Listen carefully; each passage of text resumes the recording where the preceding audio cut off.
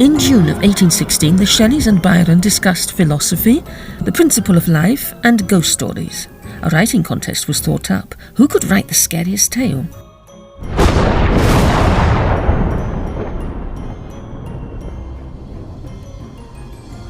Oh, wow. It's like, Mary Shelley, because apparently she took some drugs or whatever. And when she was thinking about writing, there is this huge, it's basically a competition between Byron, Polidori, and Shelley. And they said, okay, we have a few days or a few weeks to write a story. And she has apparently a huge nightmare after taking a few psychotropes or something. And the first vision she has. Did she? Does she mention that in her introduction? I will need to read it again. Probably I'm wrong. I was puzzled, as I had not come across any reference to Mary Shelley taking laudanum, so I did some digging, and while I found no evidence that she did take laudanum certainly surrounded her. Percy Shelley took it to relieve his chronic nephritis, and, as he put it, to dampen his nerves. According to Thomas Peacock, fellow romantic and author of Nightmare Abbey, Percy took to carrying a flask of it about with him. There is also the story of an incident where, threatened by separation at an early stage in their relationship, Percy took the flask of laudanum to Mary as part of a suicide pact, brandishing a pistol and begging her to drink it, saying, "By this you can escape tyranny. They wish to separate us, my beloved, but death shall unite us." Further, her half-sister Fanny overdosed on laudanum in 1816. But I think one of the things she said apparently was the dream she had was this student in front, above a table, and on the table there was a dead body. Night waned upon this talk, and even the witching hour had gone by before we'd retired to rest. When I placed my head on my pillow, I did not sleep, nor could I be said to think. My imagination, unbidden, possessed and guided me, gifting the successive images that arose in my mind with a vividness far beyond the usual bounds of reverie. I saw the pale student of unhallowed arts kneeling beside the thing he had put together. I saw the hideous phantasm of a man stretched out, and then, on the working of some powerful engine, show signs of life and stir with an uneasy, half-vital motion. Mary Shelley, from her Introduction to Frankenstein, 1831 edition.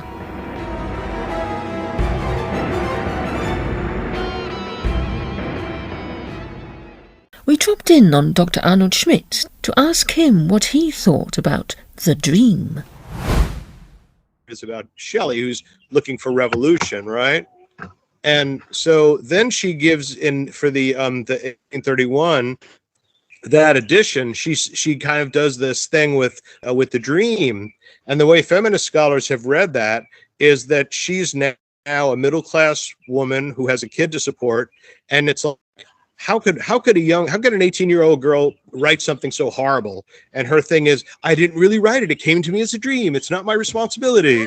And so the self becomes a kind of an excuse for her imagination. And so it's an and a pullback, a retreat from I'm an artist, I'm a woman, all of that, to oh no, it wasn't me, it was a dream. It just sort of happened, it fell out of the sky. Interesting little thing, but I mean, other scholars have said that there's nothing kind of radical, there's nothing radical about saying.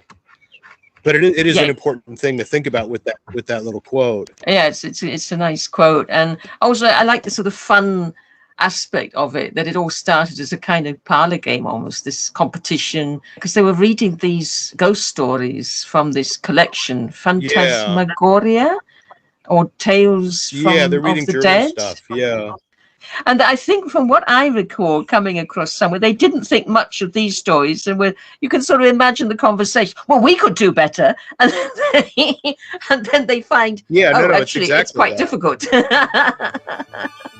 And then her descriptions, every morning, every time they see her, they say, "Any luck with the short story?" And no, I still don't have an idea.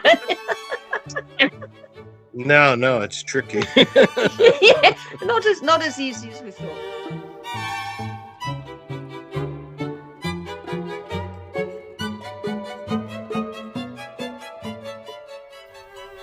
Have you thought of a story? I was asked each morning, and each morning I was forced to reply with a mortifying negative.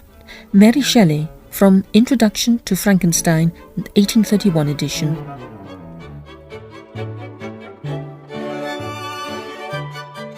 And apparently it's probably the story that was perhaps from all what they wrote, basically the strongest one. Frankenstein was kind of a really, really deep... It is pretty massive, isn't it?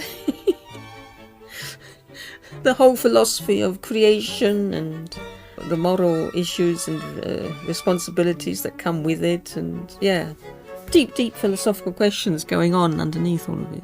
But there was a current, I think, in Victorian times, which was about the reanimation via electricity. And I think she was very interested by these experiences. It's even pre-Victorian. We're talking about Regency. This is 1816. Napoleonic Wars, they're barely over. They were certainly very much on trend, shall we say, with all the latest discoveries in science. I mean, she was very much aware of galvanism, which, this is from the late 18th century, isn't it? Galvan? When was Mr. Galvan? See, 1790s, wasn't he? With the frog? Is that right? Galvanism, derived from the name Luigi Galvani, who in 1780 discovered that dead frogs' legs could be made to twitch by means of an electrical spark. Hey, bel buckle. Wasn't that the example? Yeah, there was one when he did an experience when a man was just killed, and he said, okay, you're gonna see, I'm gonna make him move, and basically he was able actually to get a breath, but I think the reaction with the electricity reactivated some mechanisms, so it looked like the man was alive for a few seconds, but he was like, They would have these, they were talking far into the night on a regular basis, discussing philosophy, principle of life, science. Galvanism would definitely, I think, have cropped up in the conversation. And ghost stories. What better combination to go to bed with? I didn't know she based Frankenstein on Percy Shelley. That's something I came across. A couple of biographers. And I'm gonna find the quote for that. Yeah.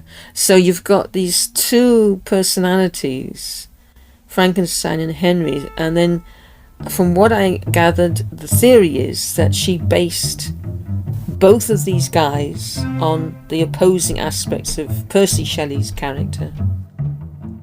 So the ambition, the questioning, quite probably also the arrogance and the domineering aspect of Frankenstein. So those are the sort of one part of Shelley's personality. And then the Henry Clerval, who has this, moral responsibility and compassion and empathy and is a good friend and all the rest of it. So she sort of divided one man into two people, it seems. So like the dark and the light, basically. She's taken, yes, if you want, yeah. I mean, if you associate ambition and seeking out answers to questions as a negative quality, I don't know, but it could look as though she took different aspects from Shelley and used them to create these new characters in the novel. I think Byron is in there somewhere, or is that in a later novel? Because she did something similar with The Last Man. While The Last Man is recognised as depicting Byron and Percy Shelley as Lord Raymond and Adrian, respectively, Mary Shelley's novel Matilda, according to Anne Kostelanetz-Mellon, contains another contender for doppelganger to her husband's personality, the poet Woodville. World famous at 23, Woodville appears at first to be an idealised portrait of Percy Shelley. He is handsome, charming, outwardly sympathetic, and full of admirable idealism and sensitivity. Woodville is described as glorious, universally loved, innocent, generous, free from all mortal vice. When asked to share fully another's suffering and depression, he quickly retreats into an insistence on his own altruism that sounds like a rationalisation of self-promoting careerism. His character thus embodies the contradictory personality that Mary Shelley perceived in her husband, and which she had earlier projected in Frankenstein as the separate but complementary characters of Clerval and Victor Frankenstein.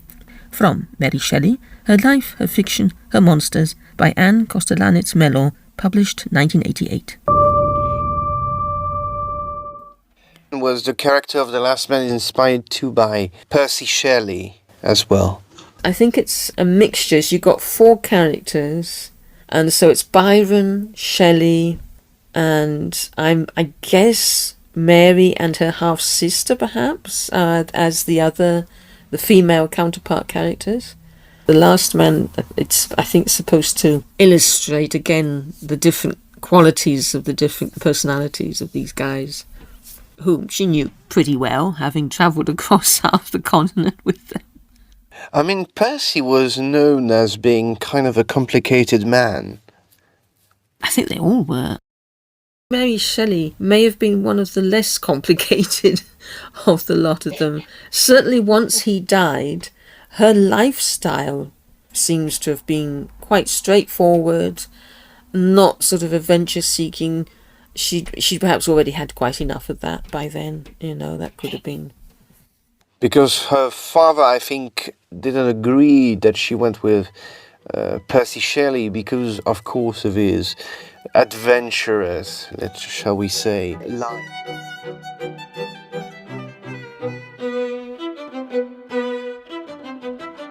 And although Mary's father and mother had all been advocates of free love as well in their own time, he didn't approve of the fact. Despite all of the advocacy of free love, he didn't approve of Percy Shelley because Shelley was already married when he ran off with Mary. I knew about Shelley and her father. I think they had a good relationship. I mean, she had a very close bond to her parents, from what I understood. Although she barely knew her mother. She was 3 days old when her mother rather unfortunately died. But certainly, I think while her father was on his own bringing her up, she probably had a better time of it. Once he married the next door neighbour, widow, and she appears to have suffered somewhat at the situation as much as anything. This woman does not appear to have been particularly. I don't know what relation she had with her son, because she had a son at the end of her life. Mary's son Percy survived into adulthood and, together with his wife Jane, kept house with Mary Shelley until her death. By all accounts, a loving and dutiful son who, on discovering Mary's fear of his drowning at sea, like his father before him, refrained from yachting until after her death. Mary Shelley never remarried, although she did receive proposals after she returned to England, but for one reason or another they didn't. Either she turned them down or the relationship didn't develop. She just wanted to focus on writing, perhaps. Yeah, because I think she did. She did a lot of other books, not essentially science fiction or horror. She did actually a few about, not geographical, but about travels. She did historical fiction. I suppose you would you call them historical romances? Mary Shelley's historical novels are Valperga, published in 1823, and The Fortunes of Perkin Warbeck, published in 1830. I didn't know about this one.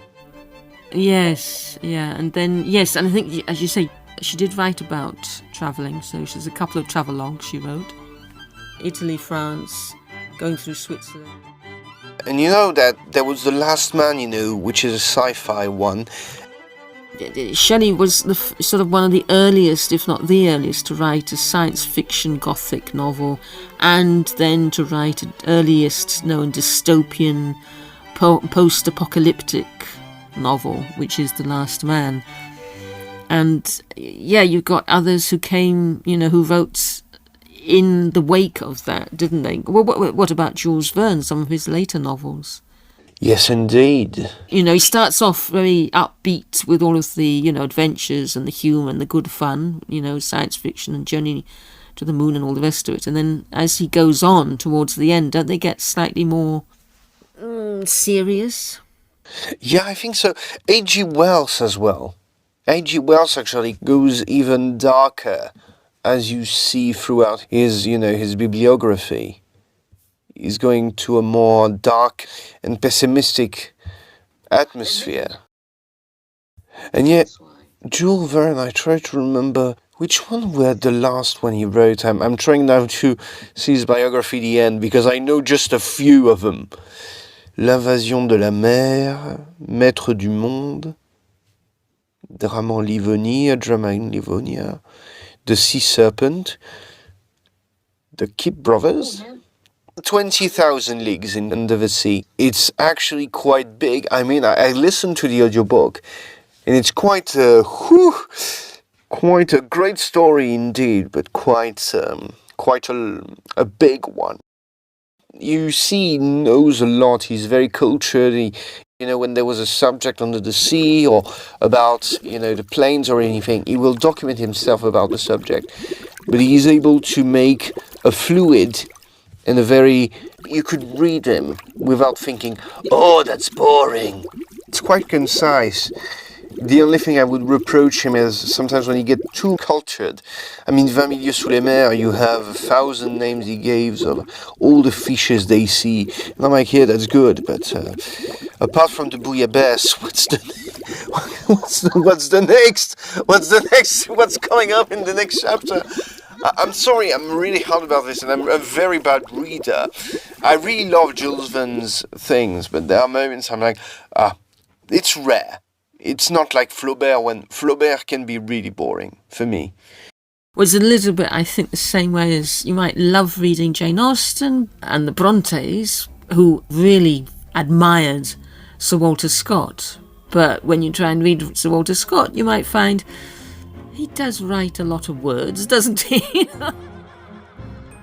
I really love his Robin Hood, even though it was not quite as historical.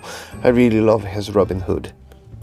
So do you find him more interesting than Flaubert? Oh, far more interesting. Far more. I need to read Salammbô, though. Apparently Salammbô is quite nice.